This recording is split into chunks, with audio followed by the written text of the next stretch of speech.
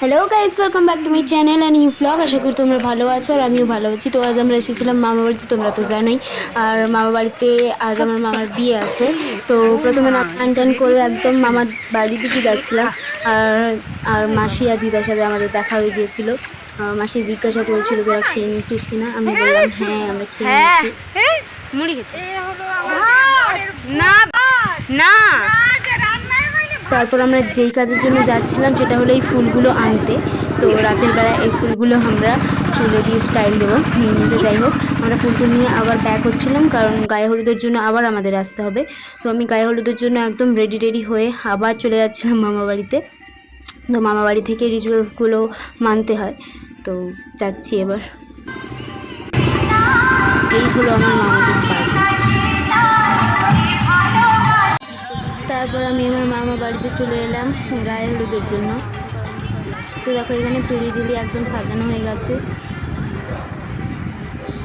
তারপর আমি আমার মামার কাছে চলে এসেছিলাম কিছু ফটো তোলার জন্য। তো এই হলো মামা, মানে যার আজকে বিয়ে, উনি হলেন ইনি। তারপরে ইনি হলো নিব্বর, আর ইনি হলো আমার মাসি। আর এখানে দেখো পুরোহিত বসে গেছে। তো এখানে দেখো আয়োজন করা হচ্ছিল, আর আমিও এখানে তৈরি হয়ে দাঁড়িয়েছিলাম। তো এবার কিন্তু গায়ে হলুদের পর্ব শুরু হয়েছে। দেখো সবাই মিলে এখানে দাঁড়িয়ে গেছে, যতজন প্রয়োজন ছিল। তো দেখো প্রথমে মাসি মামাকে গায়ে হলুদ দিল, তারপর মামি,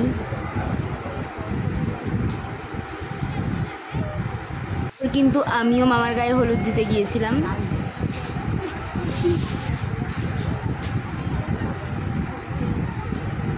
সবাই তো মামাকে খুব জোরে জোরে হলুদ মাখাচ্ছিল। আর এদিকে দেখো শুরু হয়ে গেছিলো বৃষ্টি। এমনিতেই ওয়েদারটা খুব খারাপ ছিল, হলেও 2 থেকে 4 ঘন্টা বৃষ্টি থেমেছিল। তো আবার এখন বৃষ্টির কোনো প্রয়োজনই ছিল না, একদম ভেসে যাচ্ছে বিয়েবাড়িটা। আর দেখো মামার চোখে হলুদ ঢুকে গিয়েছে। এমনিতে হলুদের সাথে সর্ষের তেল ছিল, তাই সর্ষের তেলের ঝাঁঝে আরও চোখটা জ্বলে যাচ্ছে। তো এতটা পরিমাণে হলুদ মাখানো হয়েছে না, চোখে ভেতরে ঢুকে গিয়েছে। তারপর চোখে জল টল দিতে কমেছে। আর এদিকে দেখো একে অপরে হলুদ মাখা শুরু হয়ে গিয়েছে।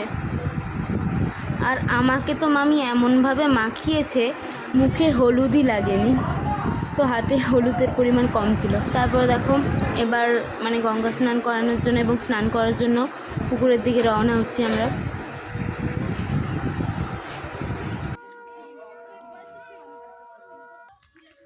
তোমরা এবার ভাবলে এই পুকুরের কাছে আমরা চলে এসেছি। না না, এই পুকুরটা না, আরও একটু যেতে হবে। সেটা হলো জাগ্রত পুকুর, যেখানে আমার মামা স্নান করবে। তো এই হলো সেই জাগ্রত পুকুর। আর দেখো চারিদিকে একদম মেঘ মেঘ মেঘ, ভয় লাগছিল সবারই। তো এটাই সেই পুকুর যেখানে আমার মামা স্নান করবে। তো দেখো সবাই কিন্তু পুকুরের কাছে চলে এসেছে। আর আমার মাসি পুকুরে ওই গঙ্গা পুজোর জন্য কাদো মাটি তুলছিল।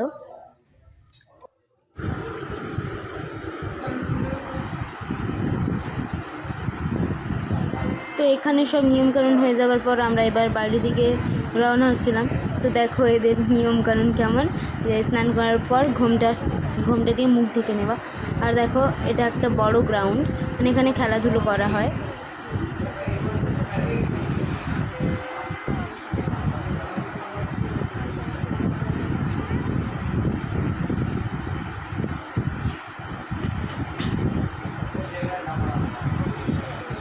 দেখো আমরা বাড়িতে এসে গেছি, আর ঘরটাকে নিয়ে এখানে রেখে পুজো করতে হয়। আর মাসি সেই ঘরটাকে নামিয়ে নিয়েছিল। তো আজকের ব্লগটা এতটাই, দেখা হচ্ছে নেক্সট ব্লগে, টাটা।